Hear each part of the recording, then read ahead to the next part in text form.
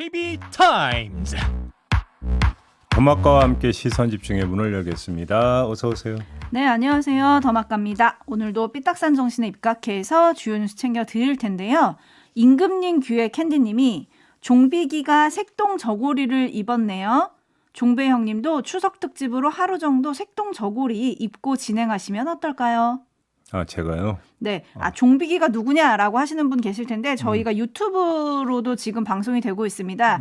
유튜브로 보시는 분들은 중간중간 광고 나갈 때 MBC의 마스코트 MB에다가 김종배를 입힌 둘을 합친 캐릭터 종비기를 만나실 수가 있는데요. 네. 종비기가 지금 추석을 맞아서 색동 저고리를 입었거든요.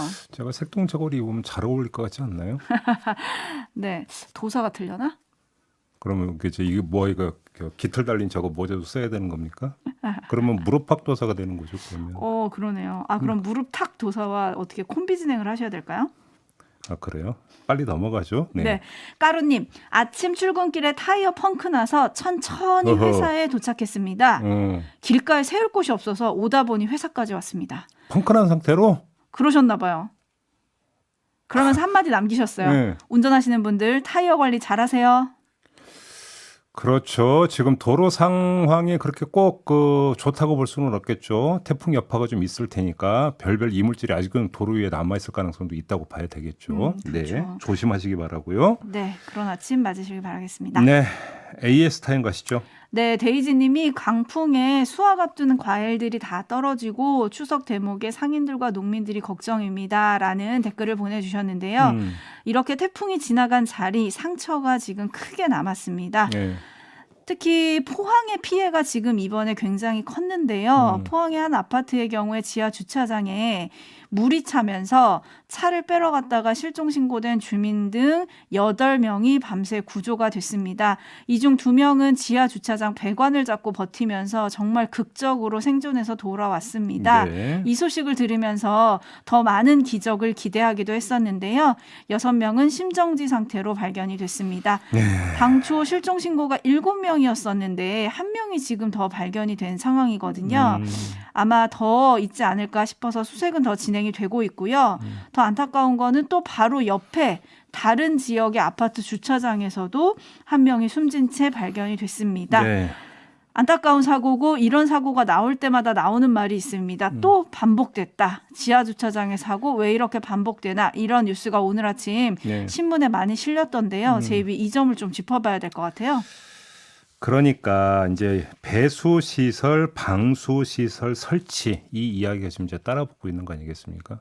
근데 이것도 물론 아파트의 뭐 사정에 따라서 그다음에 강수량에 따라서 달라질 수밖에 없겠습니다만, 그래서 인근 하천이 범람을 해서 물이 순식간에 쳐들어오는 이런 경우에 배수 시설이 설치가 된다고 해서 얼마나 효과적일 것인가는 사실은 현실적으로 따져봐야 되는 문제도 있겠죠. 네. 설치하지 말라는 이야기가 아니라 한계가 있을 거라는 겁니다.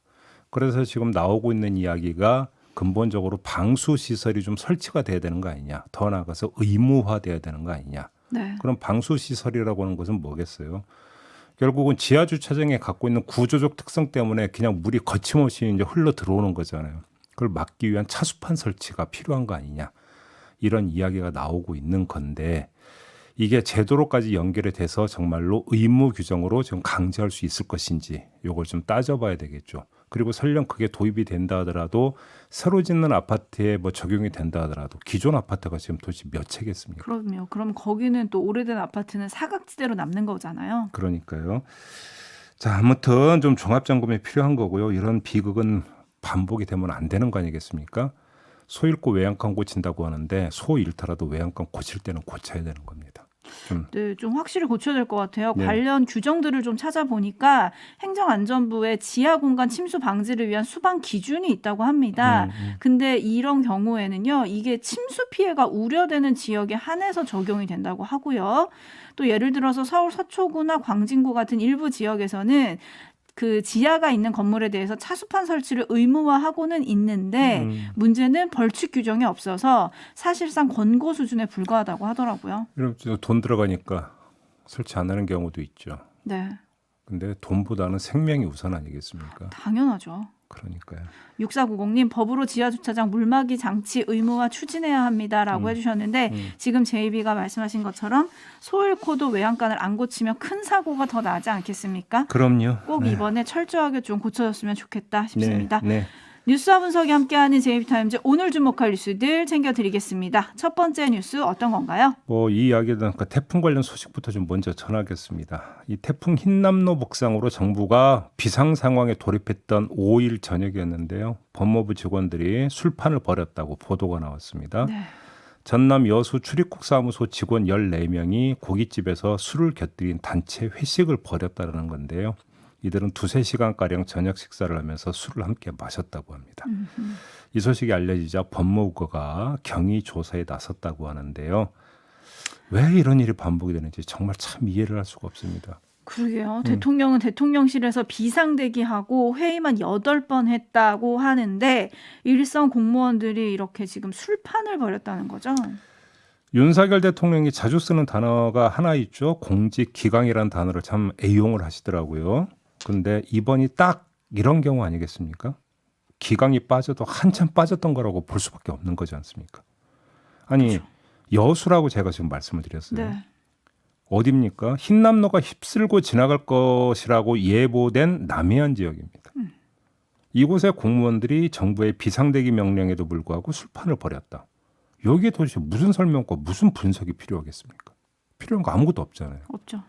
공직기강 좋아하는 윤석열 대통령이 어떻게 평가하고 어떻게 대처할지 이걸 좀 한번 봅시다.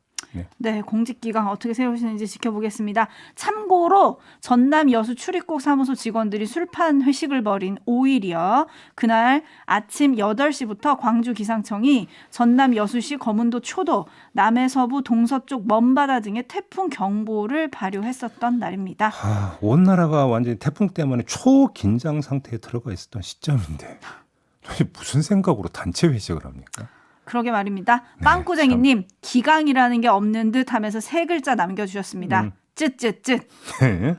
김종희님, 태풍이 올라오는데 굳이 왜 회식을 해야 하느냐라는 얘기를 해주셨는데요. 자초 경위를 지금 또 살핀다고 하지 않습니까? 네. 어떤 경위가 있는지 모르겠지만 제대로 밝혀서 좀 확실하게 공직기강 잡아주셨으면 좋겠습니다. 예. 제이비타임즈 다음 주목할 뉴스는 어떤 건가요? 대통령실의 1단계 인적 개편이 완료가 됐다고 합니다. 이미 전해드린 바가 있는데요. 4명의 비서관이 대통령실을 떠났습니다. 그리고 그 4명의 비서관 가운데 2명이 정무수석실의 정무 1, 2 비서관 아니었습니까? 근데 그 후임으로 전희경 전 의원 그리고 장경상 국가경영연구원 사무국장이 각각 정무 1, 2 비서관으로 내정이 됐다고 어제 전해졌는데요. 이거 외에 20여 명의 행정관에게 사직 광고를 했고 또 대통령실로 파견됐던 이른바 늘공들 가운데 상당수도 원대 복귀시켰다. 이런 소식이 전해지고 있습니다. 관련해서 김대기 비서실장이 오늘 이 같은 내용을 공식 발표할 계획이다. 이런 보도도 함께 이어졌습니다. 가는 방향이 어느 쪽입니까? 그러니까 일반적인 관측은 여의도에 뒷배가 있는 이른바 어공들을 쳐내는 데 주력했다. 이거 아니겠습니까? 그런데 가만히 생각해 보면 전희경, 장경상 비서관 내정자들도 어공이잖아요. 그러네요. 따지고 보면. 네.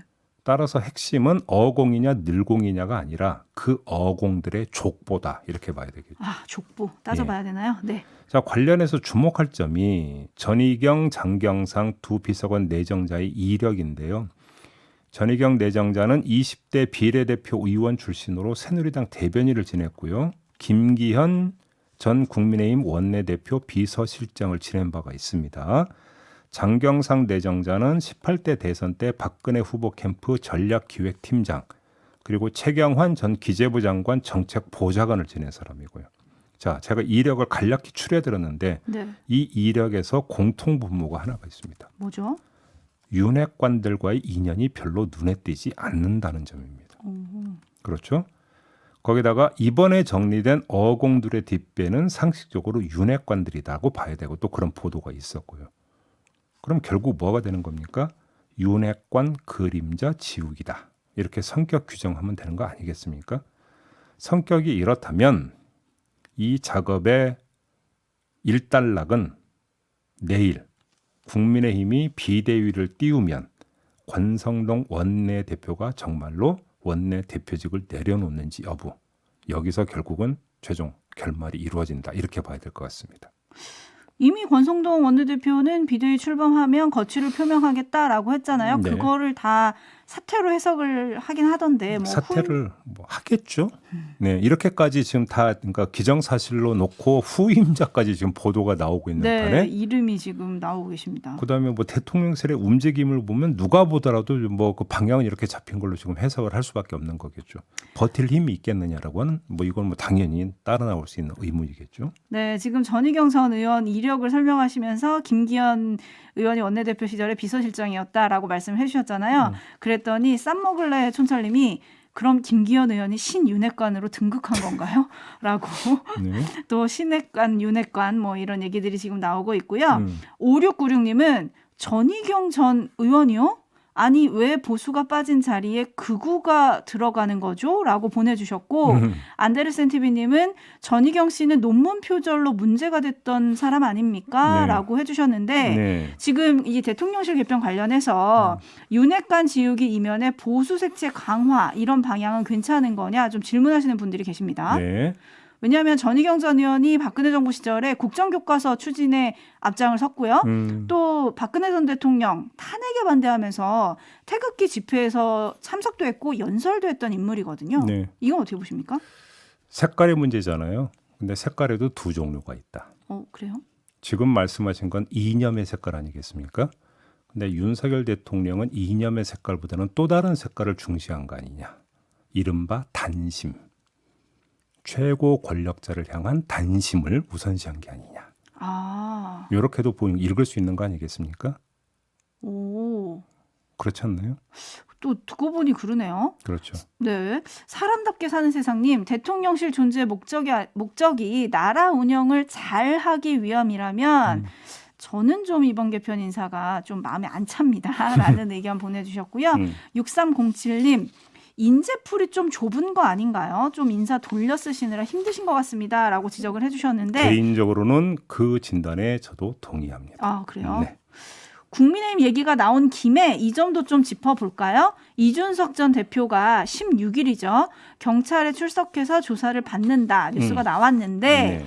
성접대 의혹에 대해서는 공소시효가 지나서 공소권 없음 결정을 내릴 거다. 이런 뉴스가 같이 나오고 있거든요. 그렇더라고요. 이러면 어떻게 되는 겁니까? 자, 그러면 그렇다고 쳐요. 일단 그럴 거라고 전제해 놓고 한번 봅시다. 그러면 국민의힘이 어떻게 나올까요? 아, 네, 그렇군요. 그러면 윤리징계 없던 일로 해야 되겠네요. 이렇게 나오겠습니까? 에이, 그럴 리가 있겠습니까? 제가 이 질문은 아주 어리석은 질문인 거죠. 네. 이렇게 나와버리면 내일 출범시킬 계획인 비대위는 또 어떻게 되겠습니까? 다시 말해서 이미 국민의힘은 낙장불입, 일수불태 단계로 접어들었기 때문에 유턴은 없다. 유턴은 없다. 이렇게 봐야 되는 거 아니겠습니까? 네. 그래서 이미 이준석 전 대표에게 2차 징계를 예고한 상태라고 봐야 되는 거잖아요. 오히려 2차 징계의 속도를 더 높이려 할 가능성이 더 높다. 오호. 이렇게 봐야 되고 그러면 이준석 전 대표는 또 법적으로 대응을 할 것이고요. 네. 비유가 적절할지는 좀 잘 모르겠지만 저희 학교 다닐 때 배웠던 혹부리 영감 그 교과서에 실렸던 거 기억나세요? 아, 이게 교과서에 실렸나요? 네. 네. 그러니까 국민의힘 입장에서는 국민의힘은 혹부리 영감이고 이준석 전 대표는 혹 아니냐. 떼내려고 했는데 자꾸만 더 커지는. 아하. 이렇게 좀 비유를 해볼 수가 있을 것 같은데 그리고 또 한 가지 사법적 측면에서 어떤 보도가 그 다음에 그러니까 따라붙고 있냐면 무고죄 수사는 계속된다. 아, 그렇죠, 그렇죠. 그러면 무고죄 수사는 계속되고 그러면 무고인지 여부를 밝히기 위해서는 성접대 부분이 사실이냐 아니냐를 또 규명을 해야 되는 것이기 때문에 이 부분은 또 계속될 것이다. 이런 이야기도 함께 따라붙고 있더라고요. 네, 계속되는 전투 같은데요. 누가 승리할지 지켜보겠다고 지금 어느 촌철님이 보내주셨는데 저도 궁금합니다. 네. 한편에 비대위원장이 좀 누가 될지 이것도 좀 관심이던데. 뭐 박주선 그 취임식 준비위원장이었죠. 네. 이분으로 뭐 거의 기정사실처럼 언론이 다 보도를 하고 있던데요. 근데 또 김종인 전 위원장은 국민의힘이 사람이 없다는 걸 보여주는 거 아니냐. 그럼 본인이 하셔야 된다는 이야기는 아니죠. 아니, 그거. 본인은 생각 없다고 하셨대요. 나는 전혀 생각이 없다라고 하면서 박주선 전 국회 부의장이 하마평이 되는 것에 대해서 어떻게 생각합니까? 라는 기자의 질문에 국민의힘에 사람이 없다는 걸 보여주는 거 아니냐. 근데 뭐- 어떻게 정권 초반 집권 여당에서 비대위원장을 민주당계에서 빌려올 수 있냐. 그분이 그런 말씀하셨다고요? 그분은 전직 민주당 비대위 의장이셨는데 네, 맞습니다. 그리고 국민의힘 비대위원장 맡으셨잖아요. 정권 초반 집권 여당은 아니었던 걸로. 아 그러면 그 시기의 문제입니까? 그런가 봐요. 아 예, 그냥 넘어가겠습니다. 어쨌든 누가 될지 좀 궁금합니다. 네, 지켜보겠습니다. 발표가 곧 된다고 하니까요. 예. 제이비타임즈 다음 주목할 뉴스는 어떤 건가요? 이른바 통화녹음 금지법을 발의해서 논란을 일으켰던 국민의힘의 윤상현 의원. 네. 윤상현 의원이 한길 리서치에 의뢰해서 실시한 여론조사 결과를 어제 공개를 했습니다. 5일에 전국의 만 18살 이상 남녀 2,000명을 대상으로 조사한 건데요. 95% 신뢰 수준의 오차 범위는 플러스 마이너스 2.2%포인트였다고 하는데 이 결과를 보면 63.6%가 자신의 동의 없이 상대방이 녹음하는 것에 대해 반대했고 상대의 동의 없이 자신이 녹음하는 것에 대해서도 58.8%가 반대를 했다. 이런 결과를 발표를 한 겁니다. 그만큼 국민 다수가 동의 없는 통화 녹음에 반대한다. 이 얘기를 지금 하고 싶으신 거죠, 윤상현 의원은. 그렇죠. 근데 이 법안이 발의되자마자 권력자 막말 비호법이다. 진실 증명 금지법이다. 논란이 아주 많지 않았어요? 네, 그래서 윤상현 의원의 발표 내용을 좀 더 들어야 되는데요. 다만 원칙적으로 통화 상대방의 동의 없는 통화 녹음을 제한하되 부정부패 사건이나 갑질, 성희롱, 폭력 사건 등과 같은 특별한 상황에 한해서 사적 대화 녹음 및 공개를 허용하는 것에 대해서는 80.4%가 찬성했다. 이렇게 밝혔거든요. 네. 그러면서 이 내용을 전하면서 한마디 덧붙였는데 갑질 문제나 직장 내 괴롭힘, 언어폭력, 협박, 성범죄 및 성범죄 무고 등 직접적인 위협이나 범죄 노출 등의 경우 예외나 단서 조항을 통해서 대안을 마련할 수 있고 조만간 법률안 수정안을 제출하도록 하겠다. 이렇게 밝혔습니다. 이 수정안을 제출을 하면 논란이 해소가 되는 겁니까? 글쎄요. 아주 간단하게 반문을 해봅시다. 갑질 문제, 직장 내 괴롭힘 문제, 언어폭력, 협박, 성범죄 및 성범죄 무고 등은 예외로 하겠다는 뜻을 밝힌 거잖아요. 네. 그러면 A와 B가 대화나 통화를 할 때 갑질이나 직장 내 괴롭힘이나 언어폭력이나 협박이나 성범죄를 저지를지 어떻게 예상합니까? 어떻게 예상할까요? 그래서 이거는 그런 얘기 안 나올 것 같으니까 녹음 안 하고 얘기 나올 것 같으니까 녹음하고 이거는 거의 무릎팍도사 수준으로 접근해야 되는 거 아닙니까? 오늘 무릎팍도사가 여러 번 나오는데 그러니까요. 그러니까 그게 아니라 그런 이야기가 나올까 봐 녹음을 하는 거잖아요. 네. 현실에서는. 그렇지 않습니까? 네. 그러니까 이거는 이렇게 예외를 둔다고 해서 이건 결과론적인 얘기인 거죠. 과정을 봐야 되는 거잖아요. 자, 녹음된 내용의 공개를 넘어서 녹음 그 자체를 처벌하겠다고 하기 때문에 제가 지금 이렇게 드리는 거거든요. 네. 아니 그러면 상대방이 무슨 얘기를 할지 어떻게 알고 녹음하는 경우와 녹음하지 않는 경우를 가르느냐라는 거예요. 사람들 입장에서. 왜 불가능한 얘기하고 있냐는 거거든요. 네. 먹어보지 않고도 된장인지 아닌지 아는 경우도 있지만 먹어봐야 알 수 있는 경우도 있다. 찍어봐야 알 수 있는 경우도 있다. 그렇죠. 왜 이 현실을 모르느냐. 네. 이 말씀을 드리고 싶은 거죠. 사실 갑질, 직장 내 괴롭힘, 언어폭력, 협박 등등 이게 언제 일어날지 모르니까 일종의 보험 성격으로 기록할 수도 있는 거고요. 그게 또 유일한 증거가 될 수도 있으니까 네. 유일한 내 방어 수단이 될 수도 있다. 근데 그걸 막는다? 이걸 가지고 지금 촌철님들이 뜨거운 논쟁을 좀 벌이고 계신데요. 토토로님이 문제의 등 여기도 등장하네요. 라고 해주셨고 네. 정경수님은 전화 녹음을 왜 두려워합니까? 라고 지금 해주셨고 쌈먹을래님은 전화 통화 녹음 저는 찬성합니다. 외부 유출이 문제지 약자에게는 자기 방어 플러스 변론 수단이 됩니다. 이메일 통화 녹음 저는 다 기록이라고 생각합니다. 네. 라고 주셨고 투더리 스머프님 증거 수집해야 할 때도 녹음합니다. 이렇게 해야 합니까? 라고 물어주셨어요. 그러니까 용건만 간단히. 그죠? 이 실천하는 자세. 근데 그다음에 윤상현 대화는 공손히. 네, 근데 윤상현 의원은 왜곡은 금지하는 나라가 많다 이런 주장을 하더라고요. 그냥 넘어가겠습니다. 국민 여론이 제일 중요한 거 아니겠습니까? 네, 자 마무리하죠. 담화가 수고하셨습니다. 고맙습니다.